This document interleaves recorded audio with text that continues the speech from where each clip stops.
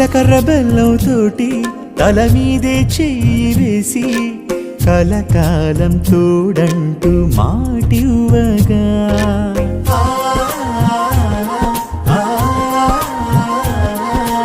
ఇకపైన నా కన్నీ అన్నీ నువ్వేనంటూ ఆ వధువు చిరునవ్వుతో తెలుపగా